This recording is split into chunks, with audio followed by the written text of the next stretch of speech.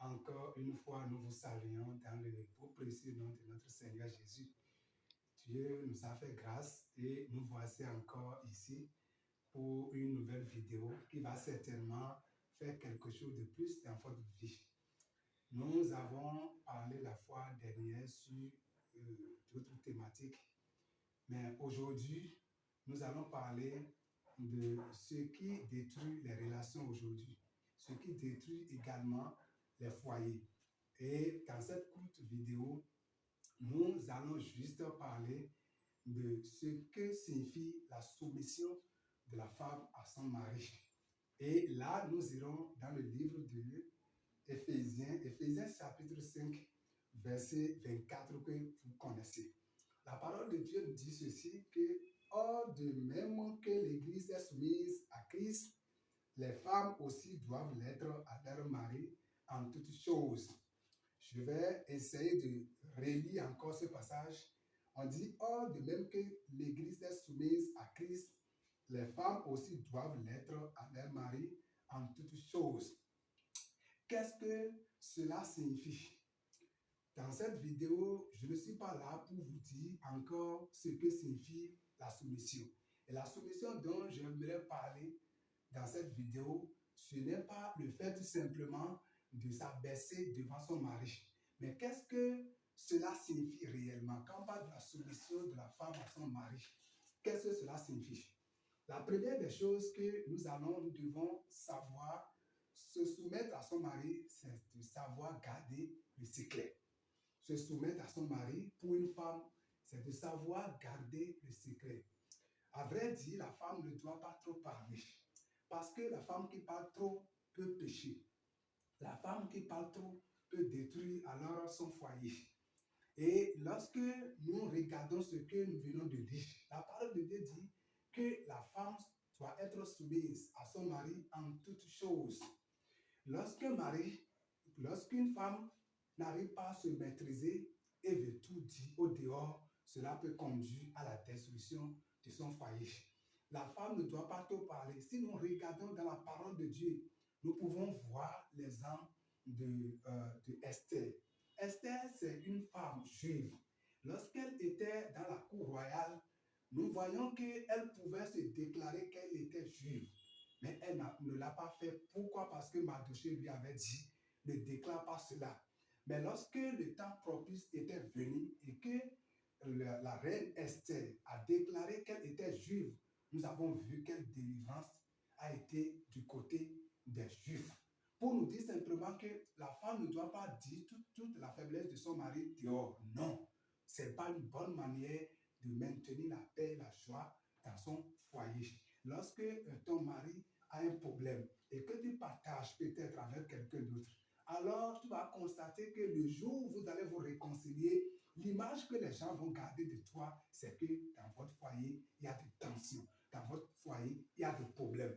Ou bien c'est le problème de tes enfants que tu partages alors avec les autres. Les gens auront cette mauvaise image de tes enfants. Et même si tes enfants, ils arrivent, ils deviennent obéissants à toi, l'image que les gens vont garder, c'est que tes enfants n'obéissent pas. Tes enfants sont gâtés. Tes enfants ne respectent pas. Donc, nous devons beaucoup faire attention. Se soumettre à son mari alors, donc, c'est de pouvoir garder le secret. De ne pas de publier. Ça ne suffit pas de pouvoir être content simplement dans les moments forts, dans les moments de joie, mais aussi nous devons savoir garder les mauvais côtés de notre mari. Tout ce qui se dit entre toi et ton mari doit être entre vous les deux. Ça ne devrait pas sortir. Pourquoi? Parce que cela peut détruire alors ton foyer. La deuxième des choses, lorsque nous parlons de la soumission de femme à son mari, se soumettre à son mari, c'est également s'humilier. Donc l'humilité aussi est très importante. La parole de Dieu nous dit ceci, que l'humilité précède la gloire. La femme qui veut se soumettre à son mari doit être humble.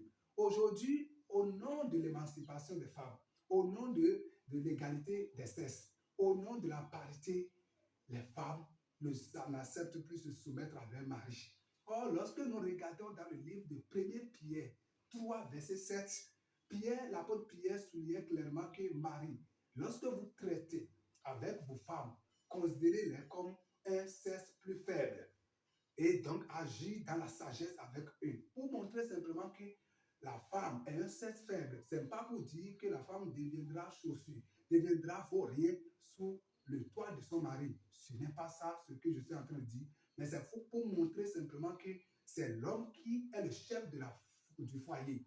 Et la femme doit savoir qu'elle doit se soumettre à son mari et être humble. Aujourd'hui, beaucoup de femmes détruisent leur foyer tout simplement parce qu'elles ont refusé de se soumettre à leur mari. Et lorsqu'une femme se laisse dominer par l'orgueil et ne veut pas se soumettre alors à son mari, cela amène des tensions dans le foyer. Cela peut chasser le mari hors du foyer. C'est très, très important pour la femme de pouvoir véritablement se soumettre à son mari dans l'humilité. Quand nous regardons dans la parole, vous allez constater que déjà dans la chambre haute, lorsque Jésus avait dit, restez dans la chambre haute, priez, et le Saint-Esprit viendra.